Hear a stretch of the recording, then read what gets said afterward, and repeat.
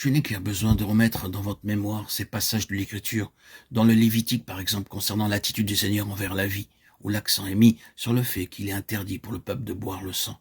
Car le sang, c'est la vie, et la vie est dans le sang. Celui qui mangera du sang d'une espèce quelconque, celui-là sera retranché de son peuple. Lévitique 7, 27.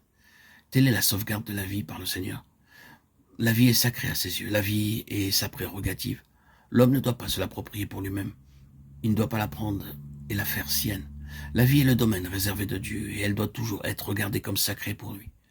À cela, il faudra ajouter beaucoup de choses, mais nous ne poursuivrons ici qu'avec l'aspect considéré présentement. Toutes les choses que nous récapitulons ici nous conduisent principalement à ce fait. La vie est sacrée pour Dieu, et il est intensément jaloux en ce qui la concerne. Oui, la vie et non pas la mort constitue la volonté divine. Encore une fois, le péché et la mort sont inséparables, comme le sont également la justice et la vie. L'Ancien Testament est un type terrestre de la vérité céleste, et tout cela nous éclaire et nous montre que ce qui est représenté ici dans l'Ancien Testament est l'attitude de Dieu envers la vie. Ce qui est représenté initialement par la vie terrestre de l'homme, c'est-à-dire la vie de l'âme, n'est d'une manière figurative en type qu'une ombre de la dispensation à venir, dans laquelle la vie éternelle, la vie divine, serait la vie donnée à l'homme. Ainsi, lorsque nous arrivons à la nouvelle dispensation, nous voyons que ce n'est pas simplement de la vie de l'âme humaine, de la vie physique, de la vie de l'homme, comme ici sur la terre, qui est en vue.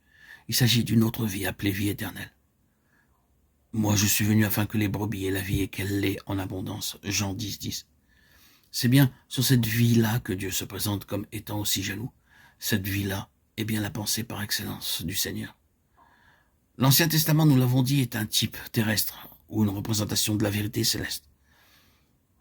S'il n'était question que de mort physique, si la question au bord du compte ne portait que sur la cessation de la vie physique, et si c'était là tout ce qui importait, je ne comprendrais pas pourquoi toute cette agitation, tout cet affairement partagé à son sujet.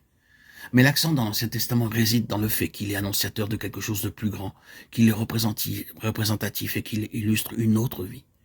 Il ne faut pas parcourir longtemps le Nouveau Testament pour se rendre compte que ce qui est la contestation dans l'Ancien Testament, la vie même, est transposée dans un autre domaine, celui de la vie spirituelle de l'homme, de la vie éternelle. Cette contestation se porte dans deux directions. Premièrement, l'homme possédera-t-il cette vie ou non? Deuxièmement, cette vie, une fois possédée, aura-t-elle toute la liberté de se manifester jusqu'à son expression finale? Ou sera-t-elle étouffée, contrecarrée, mise en échec et entravée? Telle est la contestation.